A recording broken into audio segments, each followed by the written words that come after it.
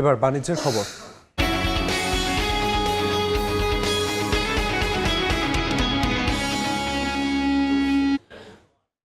নরসিংদী সদর উপজেলার চরাঞ্চলে মেঘনার ভাঙন শুরু হয়েছে। বছর জুড়ে ধীর গতিতে ভাঙন থাকলেও সম্প্রতি তা তীব্র হয়েছে। গেল কয়েক বছরে নদীগর্ভে বিলীন হয়ে গেছে শত শত বিঘা ফসলি জমি। আশিকুর রহমান পিয়ালে পাঠানো তথ্য ও মোহাম্মদ ইমরান হোসেনের ছবি নিয়ে রিপোর্ট। ভাঙছে নদীর তীর, বিলীন হচ্ছে ফসলি জমি। বর্ষা মৌসুমের আগেই নরসিংদীর সদর উপজেলার চরাঞ্চলে মেঘনার ভাঙন শুরু হয়েছে।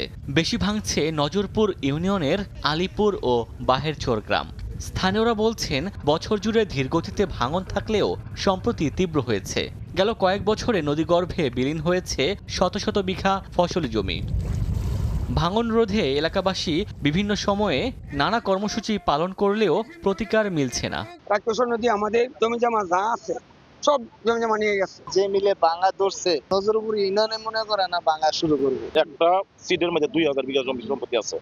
এখন সব মিলে মনে হয় 500 বিঘা সম্পত্তি হয় কিনা সন্দেহ। মাথা পর্যন্ত একটা বান্ধে এখন মানুষে এই দেশে থাকতে পারবো না, থাকার কোনো অবস্থা নেই। পানি উন্নয়ন বোর্ড বলছে, সরেজমিন পরিদর্শন করে ভাঙন কবলিত এলাকায় বাঁধ নির্মাণের প্রস্তাব মন্ত্রণালয়ে পাঠানো হয়েছে।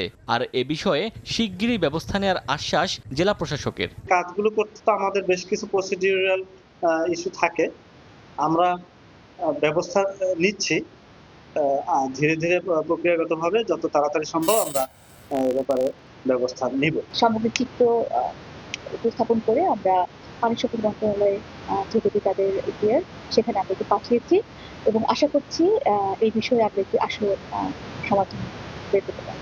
পানি উন্নয়ন বোর্ডের তথ্য মতে, নরসিংদীর চরাঞ্চলে নদী ভাঙন রোধে প্রয়োজন মাত্র 2.5 কিলোমিটার দীর্ঘ বেড়ি বাঁধ। সময় সংবাদ, নরসিংদী। 40 বছর ধরে অসংখ্য খুশির মিছিলে ছিল আইডিএলসি, থাকবে আগামীতেও।